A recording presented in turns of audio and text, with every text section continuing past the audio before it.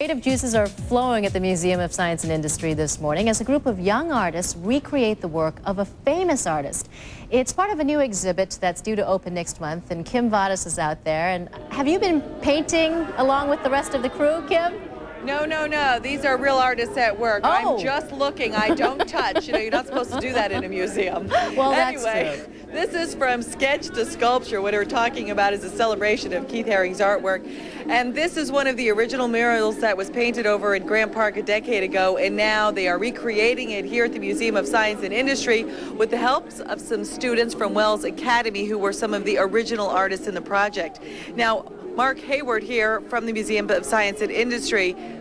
Why do this? This is such an interesting thing to recreate this now a decade later. Well, we had a great opportunity to have Keith Haring's full-scale outdoor sculptures in our front yard this summer. And so we thought it would be a great idea to recreate the 1989 mural project, because we're also doing a small interior exhibit about how the sculptures are made. So the recreation of the mural from 1989 is going to serve as the backdrop for our How the Sculptures Are Made exhibit, which is called Sketch to Sculpture. And this was what I thought was so interesting. Tell me about this very expensive piece of cardboard we're looking at. Yes, this is one of Keith Haring's original maquettes for his outdoor sculptures. And it is a very rare and valuable piece. It's valued at about $15,000 because it's the only one that exists. And this actual model was what the fabricators used to build an 8-foot tall version of it. So it went from, pieces of cardboard to huge pieces of aluminum. Yeah, it's very interesting, I'll tell you. Now, all this artwork here, the kids have very, very special rules. They can't put two colors next to each other in the figures.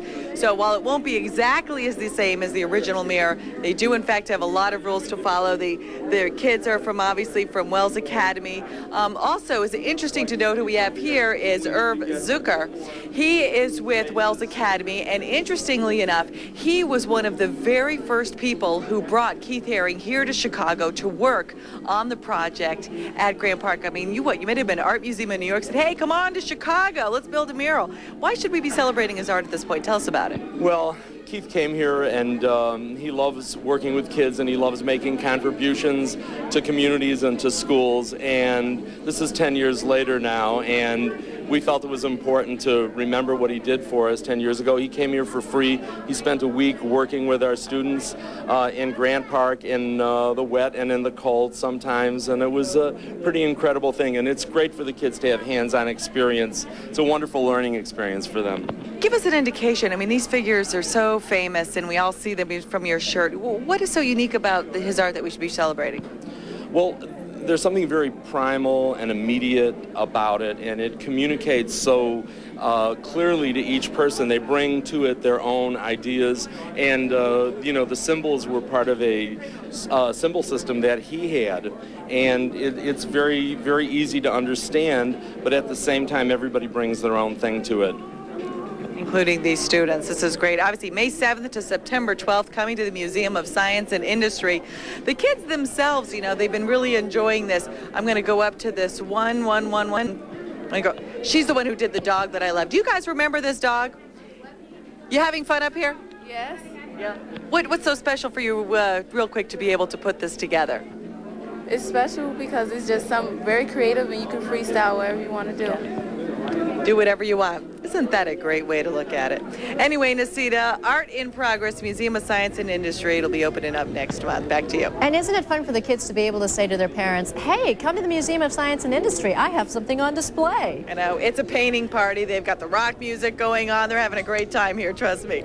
You join in. You're a creative gal yourself. Thanks, I don't know. Kim. I'm like a stick figure queen. Oh, that's it. come on. No, that's it. Thank My you. 4-year-old draws better than I do. Well, the coolest shades of the season may be hip and happening. An industry inside the museum. What we've done is we projected parts of Keith's mural on the walls in a small area in the museum. We projected only Keith's outlines. I think almost all the high school kids, at least our high school kids, know about Keith Haring, and they are doing the same thing that the kids did 10 years ago, which is to fill in the blank spaces with their own artwork.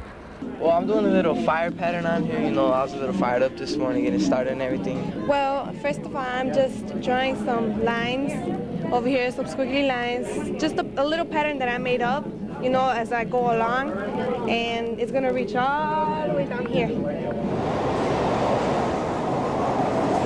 Keith got his start in New York City in the subway system.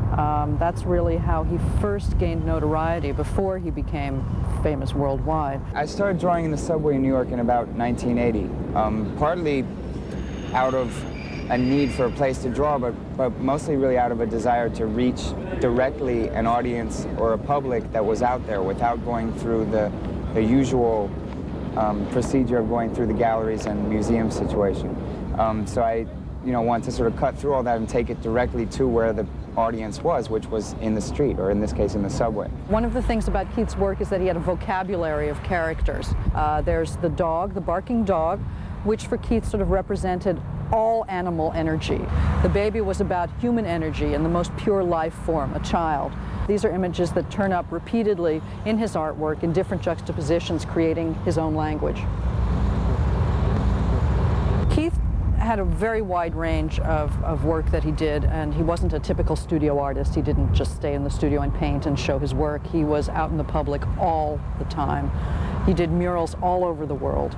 He did a mural on the former Berlin Wall. He's done several anti-drug murals in New York City. He did 2 murals at Rush Presbyterian Hospital right here in Chicago. And of course, he did the 500-foot mural at Grant Park 10 years ago. Stop. Bring it down a little bit. These sculptures, 10 of which are here and 1 of which will be in town at Riverwalk, are really, as Keith said, they're giant toys. They're meant to be appreciated and they're meant to amuse. Well, this is a great opportunity for the Museum of Science and Industry to showcase its wonderful new front lawn that's part of Jackson Park. So when we saw the opportunity to bring Keith Haring's 10th anniversary sculptures here to the front lawn of the museum, it clicked on several levels. And it beautified the lawn. It was an opportunity to enhance the museum and also to teach kids about the inspirational science behind the art. Well, this is how Keith would conceptualize his sculptures. He would do cardboard cutouts, and then he would assemble them just using, regular household cardboard and paints. Now, these maquettes are really important because this is what the fabricators use to make the final piece. This is how the sculptures are actually signed. This is an enlargement of his signature that then they put these little holes on it, and then they're able to pounce through it, and then a welder comes along and welds the signature onto the final piece. Keith had to work months and months and months with engineers and welders to really refine his design and realize the final piece. So it's much more involved than just an artist kind of sitting there and making these things. And one of the things that he said that always strikes me as kind of funny is that what to him was so remarkable about a piece of sculpture made out of steel that was 12 feet tall is that it could fall down and it could kill you. It had real weight in the world. It took up space in the world, and it was, very much part of his quest for immortality. And I think that, 10 years later, and in fact, he would have been 41 today, I think that we're commemorating him in the best possible way.